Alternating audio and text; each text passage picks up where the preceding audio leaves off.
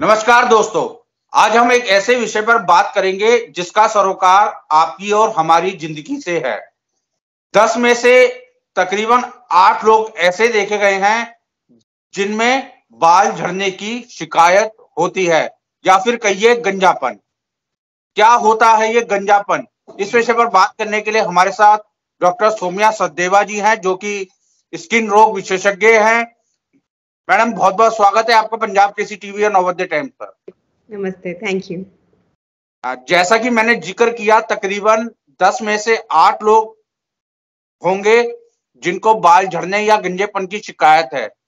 आखिर ये बाल झड़ते क्यों है या गंजापन क्यों होता है? देखिए, बाल झड़ना और गंजापन जो है कई प्रकार का होता है। तो पहले तो आप कौन से गंजेपन की बात करें? इन जनरल जो गंजापन लोगों को होता है वो आप जैसे मेल्स में होता है तो उसे मेल पैटर्न बैल्डनेस कहते हैं, जिसमें कि यहाँ से बाल आपके पीछे होने लगते हैं और धीरे धीरे यहाँ बीच में भी गंजापन आने लगता है। तो वो एंड्रोजेनेटिक एलोपेशिया या मेल पैटर्न बैल्डनेस होता है। फिर औरतों में क्या होता है? मांग वाइड होना, फीमेल पैटर्न बैल्डनेस होता है। यहाँ से थिनिंग होने लगती है हेयर की, तो वो फीमेल पैटर्न बैलेंस। एक जनरल हेयर फॉल होना कि मेरे बाल बहुत झड़ते हैं, वो एक प्रॉब्लम है जो कई लोगों को होती है। तो उसके भी बहुत सारे कारण होते हैं। तो एक तो एंड्रोजेनेटिक एलोपेशिया हो गया, जो कि एक जेनेटिक कॉज होता है जिसका मेजरली। और ये वाला जो जनरल बाल झड़ना जिसको कि डिफ्यूज हेयर लॉस बोलते हैं, और ज्यादातर इसका कॉज क्रॉनिक टीलोजन एफ्लूवियम होता है। तो इसके कॉज होते हैं कि सबसे बड़ी बात तो स्ट्रेस, देन लाइफस्टाइल फैक्टर्स, अच्छी डाइट न लेना, अच्छी स्लीप साइकिल ना होना, ढंग से सोना ना, स्मोकिंग करना, विटामिन मिनरल डेफिशिएंसीज होना। तो ये सब कॉज होते हैं कि जिनसे कि हेयर लॉस हो सकता है। दूसरा, आप कोई जगह से दूसरी जगह शिफ्ट करते हैं, change of residence, then using hard water for washing, बाल हार्ड वाटर से धोना, तो उससे भी बाल झड़ते हैं। क्योंकि आपने भी जिक्र किया कि गंजापन कितने प्रकार का होता है। तो गंजापन बहुत सारे प्रकार का होता है। पहली चीज तो ये कि एंड्रोजेनेटिक एलोपेशिया होता है, जो male pattern and female pattern baldness होती है। जो मैं आपको कॉमन वाले बताऊंगी, ऐसे तो बहुत सारे प्रकार होते हैं, तो वही जो कॉमनली पाए जाते हैं। तो एक तो ये हो गया। तो मेल पैटर्न बैल्डनेस में यहाँ से टेम्पल्स बाय टेम्पोरल रिसेशन होती है, हेयर लाइन रिसीड करती है, और क्राउन एरिया में भी हेयर लॉस होता है। ठीक है, धीरे धीरे बाल कम होते जाते हैं और यहाँ पे ही रह जाते हैं इवेंचुअल लास्ट स्टेजेस में। ठीक है, फीमेल पैटर्न बैल्डनेस होता है, उसमें आपकी जो सेंटर की जो मांग होती है वो वाइड होने लगती है। तो यहाँ से जो है, यहाँ से बाल जाने लगते हैं और बीच में से हेयर थिनिंग होने लगती है और धीरे धीरे ग्रेजुअली बाल कम होने लगते हैं स्कैल्प में, जो ज्यादा इस एरिया को इफेक्ट करता है। फिर एक होता है क्रॉनिक टीलोजन एफ्लूवियम, एक होता है अक्यूट टीलोजन एफ्लूवियम। तो अक्यूट टीलोजन एफ्लूवियम जो होता है किसी मेजर स्ट्रेस के बाद होता है। जैसे कि कोविड की बीमारी जब आई थी, बहुत सारे लोगों को हेयर लॉस हुआ था।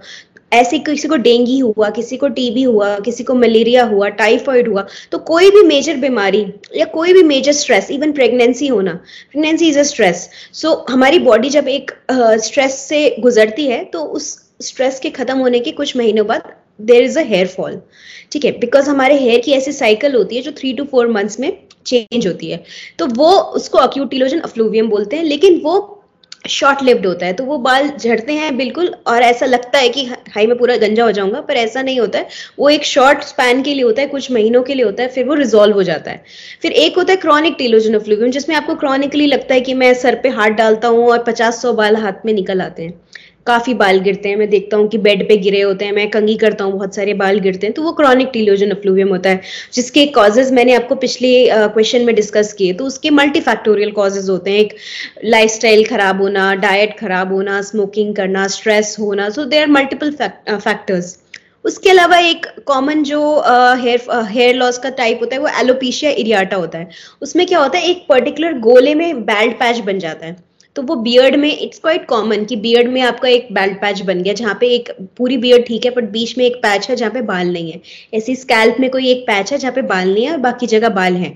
तो वो एलोपेशिया एरियाटा होता है और उसका ऑटो इम्यून कॉज होता है। और बेसिकली उसमें हमारी बॉडी के टी सेल्स जो होती है उस पर्टिकुलर हेयर फॉलिकल्स को डैमेज करने लगती हैं, तो उसे एलोपेशिया एरियाटा कहते हैं। ये most commonly presented types of hair fall है। मैं जी एक चीज समझना चाहूंगा, जो आपने जिक्र किया गंजापन या बालों का झड़ना, क्या ये एक उम्र के बाद होता है या ये कभी भी हो सकता है?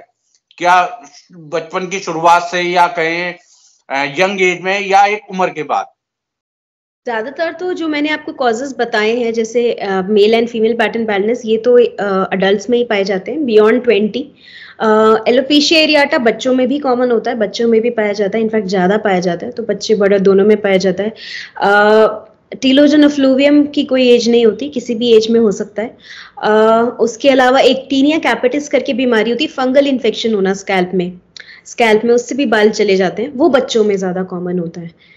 तो ज्यादातर जो बीमारियां होती है वो अडल्ट्स में ही पाई जाती है, जैसे 2-3 मैंने आपको बताया, वो बच्चों में ज्यादा कॉमन है।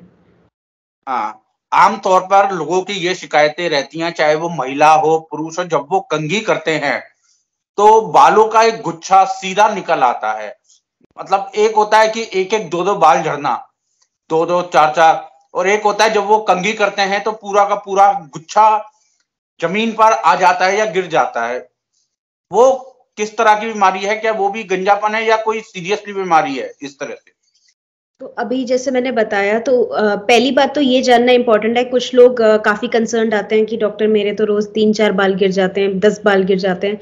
तो पहले ये चीज जानना जरूरी है कि 50 से 100 बाल रोज का गिरना नॉर्मल है, और सब लोगों के बाल गिरते हैं इतने डेली। हाँ, लेकिन अगर गुच्छा भर के आपके बाल हाथ में आ रहे हैं, इसका मतलब है कि वो 50-100 बाल के बियॉन्ड वो एक्स्ट्रा हैं, क्योंकि वो जो 50-100 बाल गिरते हैं वो आपको पता भी नहीं चलेगा, वो बेड में इधर उधर, तो वो सबके गिरते हैं रोज। तो गुच्छा भर के आ रहा है तो उसे टीलोजन एफ्लूवियम कहते हैं, डिफ्यूज हेयर फॉल होता है वो। तो उसके कॉजेज जो है वो मल्टीफैक्टोरियल होते हैं, वही जो मैंने आपसे डिस्कस किए। तो उसमें मेनली लाइफस्टाइल फैक्टर्स का कॉज होता है। देन कुछ रीजंस भी होते हैं, विटामिन डी डेफिशिएंसी में बाल गिर सकते हैं, B12 डेफिशिएंसी में बाल गिर सकते हैं, हीमोग्लोबिन कम होना, थायराइड की बीमारी होना, कुछ हार्मोनल कॉजेज होते हैं फीमेल में जिससे बाल गिर सकते हैं। तो ये भी कॉजेज होते हैं, और इन सब के लिए हम टेस्ट भी कराते हैं जब पेशेंट हमारे पास आता है, और पेशेंट को एक अच्छी लाइफस्टाइल एडुकेट करते हैं। टेस्टों की बात की, किसी को बालों की समस्या या बाल खराब होने वाले हैं या झड़ सकते हैं, किस तरह के टेस्ट उसे कराने चाहिए जिससे पता चल सके कि ये बीमारी हमें आने वाली है या आ गई है? तो पहली बात तो ये, आप जब डॉक्टर को दिखाते हैं तो वही डिसाइड करेंगे कि कौन से टाइप ऑफ हेयर फॉल है। बाकी जो टेस्ट हम इंडिकेट करते हैं, वो एक तो हीमोग्लोबिन चेक करते हैं, फेरेटिन लेवल्स चेक करते हैं, विटामिन B12 की डेफिशिएंसी को चेक करते हैं, vitamin D levels, thyroid function test. तो ये मेन टेस्ट है जो हम करते हैं। उसके अलावा फीमेल्स में हम ये पूछते हैं कि महीने रेगुलर है या नहीं, हार्मोनल कॉज को जानने की कोशिश करते हैं, और जरूरत हो तो उसको आगे इवेलुएट करते हैं। क्या जो गंजेपन की शिकायत है, क्या ये फैमिली हिस्ट्री पर भी डिपेंड करती है कि अगर उसके पिताजी के बाल झड़ते थे तो बच्चों के भी, उसके बच्चों के भी बाल झड़ेंगे, या माँ के बाल झड़ते थे तो बच्चों के? इस तरह से थोड़ा बताइए, क्या ये फैमिली हिस्ट्री पर भी निर्भर करता है? मेल पैटर्न बैलेंस में तो मेजरली जेनेटिक कॉज होता है उसका, तो definitely there is a family history. Even in female pattern balance there would be a family history. Alopecia areata there is a, उसमें भी फैमिली हिस्ट्री काफी कॉमन होती है, मिलता है कि हाँ फैमिली हिस्ट्री है, but not very necessary. But हाँ, male and female pattern balance में काफी ज्यादा कॉमन है फैमिली हिस्ट्री होना। महिलाओं की बात करूं तो शुरू से देखा गया है कि उनको इस तरह की कोई तकलीफ नहीं थी, जैसे ही उन्हें प्रेगनेंसी हुई उसके बाद लगातार बाल झड़ना शुरू हो गया। क्या प्रेगनेंसी भी एक बड़ा कारण है बाल झड़ने का, क्योंकि उन्हें शुरू से दिक्कत नहीं थी? जी जी, ऐसा होता है, प्रेगनेंसी कंप्लीट होने पे बाल झड़ते हैं। तो वो अगेन जो मैंने बताया कि प्रेगनेंसी एक स्ट्रेस है हमारी बॉडी के लिए, तो हमारी बॉडी जब उससे डील करती है तो बॉडी क्या करती है कि बालों को इम्पोर्टेंट नहीं मानती है ऑर्गन। तो वो क्या करती है कि जितने भी न्यूट्रिएंट्स होते हैं वो और जगह पे जहाँ बॉडी में नीड है वहाँ पे डाइवर्ट कर देती है, उस वजह से बाल गिरते हैं पोस्ट प्रेगनेंसी। पर जैसे कि मैंने बताया, वो एक शॉर्ट फेज है, हमारी हेयर की साइकिल होती है जो 4 मंथ्स में साइकिल रिन्यू होती है। तो 4 महीने की ग्रोथ फेज होती है, फिर एक शेडिंग फेज होती है। तो वो जो हेयर फॉल अगर होती भी है तो 3 से 4 महीने लास्ट करती है, और उसके बाद इट नॉर्मलाइजेस। तो सबसे इंपॉर्टेंट पार्ट, जब हमारे पास ऐसे पेशेंट्स आते हैं, उन्हें काउंसिल करते हैं, उन्हें समझाते हैं कि घबराने की बात नहीं। उनको लगता है कि हाय मैं पूरी गंजी तो नहीं हो जाऊंगी, तो नहीं, ऐसा नहीं होगा, ये एक शॉर्ट फेज है। और अगर आप अपनी डाइट, अपनी लाइफस्टाइल अच्छी रखते हैं तो you will recover and you will get back your previous hair. तो वो एक शॉर्ट फेज होता है, और हमारी बॉडी उस स्ट्रेस से डील कर रही होती है। बात आपसे करी विस्तार से, गंजापन या बाल झड़ना कितने प्रकार के होते हैं, किस तरह होते हैं। अब इनको जो बालों के गंजापन जो है या झड़ना, इसे कैसे रोक सकते हैं हम, क्या कुछ करें? ठीक है, तो एक तो बहुत इंपॉर्टेंट है कि जो मैं इतनी बार मैंने बोला कि लाइफस्टाइल आपकी अच्छी होनी चाहिए। तो लाइफस्टाइल से मतलब कि आज की डेट में सभी को स्ट्रेस है, सभी का सोना उठना जो है गलत टाइम पे होता है। तो आप एक अच्छी स्लीप वेक साइकिल बनाइए। रात को 8 से 10 घंटे की स्लीप लेना और सही टाइम पे लेना, सेम टाइम पे लेना। तो 10 बजे के बियॉन्ड सो जाना और सही टाइम पे जगना, तो ताकि आपकी जो बॉडी का जो सर्केडियन रिदम है वो मेंटेन रहे। वो चीज़, पहली चीज़। दूसरी चीज़, एक्सेसिव स्ट्रेस ना लेना। तीसरी चीज़, अच्छी डाइट लेना। तो डाइट में बैलेंस डाइट लेना और प्रोटीन ज़्यादा लेना, वो आपके बालों के लिए अच्छे होते हैं। विटामिन भी लेना। तो एक balance diet with more of proteins is a good diet to maintain good quality hair. Taking good amount of water, पानी भी पीना पूरे दिन में। तो ये सब चीज़ें इंपॉर्टेंट है बालों को अच्छा रखने के लिए।